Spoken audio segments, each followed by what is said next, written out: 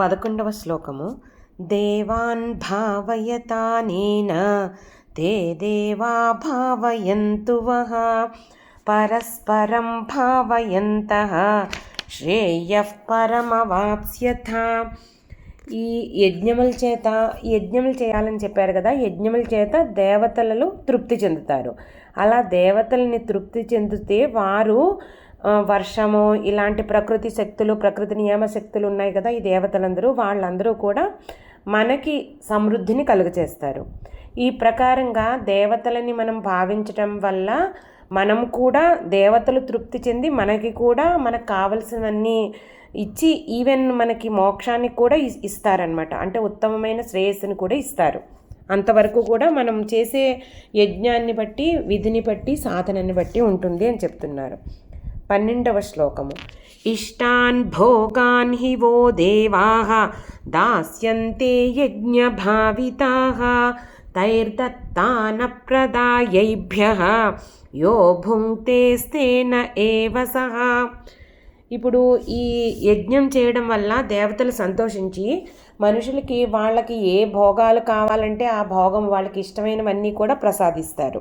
అలా వాళ్ళతే ఇవ్వబడిన ఆ భోగ వస్తువులన్నీ తీసుకుని వాళ్ళకి కృతజ్ఞత చూపించకుండా, వాళ్ళకి సమర్పించకుండా, నివేదన సమర్పించకుండా ఎవరైతే వాడొక్కడే భుజించేస్తూ ఉంటారో అతనిని దొంగ అని అంటారనమాట.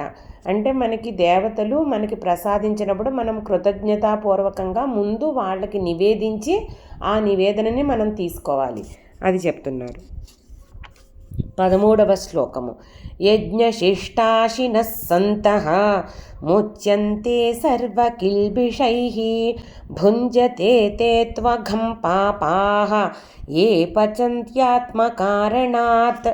ఇప్పుడు ఈ యజ్ఞంలో మనం భగవదర్పణ చేసి మిగిలిన పదార్థాన్ని తినే సజ్జనులు ఎవరైతే ఉంటారో, అంటే నైవేద్యం పెట్టి ఆ ప్రసాదాన్ని తినేవారు సర్వ పాపాల నుంచి కూడా విడుదల చేయబడతారు. అంటే పాపక్షయం అవుతుంది యజ్ఞం ద్వారా. అంటే యజ్ఞం అంటే మనం తెలుసుకున్నాం కదా, త్యాగపూర్వకమైన కర్మ, పరమేశ్వరార్పణ బుద్ధితో చేసే కర్మ. అలాగే ఎవరైతే ఆ నివేదన చేయకుండా వారంతట వారే భుజించేశారనుకోండి, ఎవరికి దేవతలకి ఆఫర్ చేయకుండాను, నైవేద్యం చేయకుండాను, లేదంటే తోటి జీవులకి వాళ్ళందరికీ కూడా ఇవ్వకుండా వాళ్ళంతట వాళ్ళే తిన్నారనుకోండి, అలాంటి వాళ్ళు పాపాన్ని తింటున్న వాళ్ళే అవుతారనమాట. అంటే అలా భోజనం చేయడం పాపము. మనం పాపం నుంచి విముక్తులు అవ్వాలంటే ఆ దేవతలకి నివేదన చేసి ఆ ప్రసాదాన్ని భుజించాలి అని చెప్తున్నారు. ఈ 14వ శ్లోకము.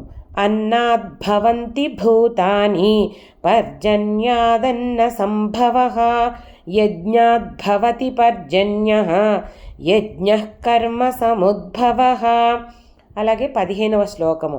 కర్మ బ్రహ్మోద్భవం విద్ధి బ్రహ్మాక్షర సముద్భవం తస్మాత్ సర్వగతం బ్రహ్మ నిత్యం యజ్ఞే ప్రతిష్ఠితం. ఈ సృష్టి చక్రం అంతా ఎలా జరుగుతుంది అన్నది చెప్తున్నాయన్నమాట. ఈ ప్రాణులు అన్నం నుంచి పుడతారు అని చెప్తున్నారు. అన్నము మేఘాల వలన కలుగుతుంది, మరియు మేఘాలు యజ్ఞం వలన కలుగుతున్నాయి. అంటే త్యాగపూర్వితమైన కర్మ చేసినప్పుడు మేఘాలు కలుగుతాయి. ఆ యజ్ఞం ఎలా జరుగుతోంది? సత్కర్మ వలన కలుగుతుంది. ఈ సత్కర్మ ఎలా చేయాలో ఎక్కడ రాయబడి ఉంది? వేదాలలో. అంటే కర్మ వేదాల వల్ల కలుగుతోంది. వేదం ఎక్కడ? అక్షరం పరబ్రహ్మ స్వరూపం అని అన్నారు కదా, అక్షర పరబ్రహ్మం వల్ల కలుగుతోంది ఆ వేదము. అంటే బ్రహ్మ వేదాలతో సహా ఉద్భవించారు.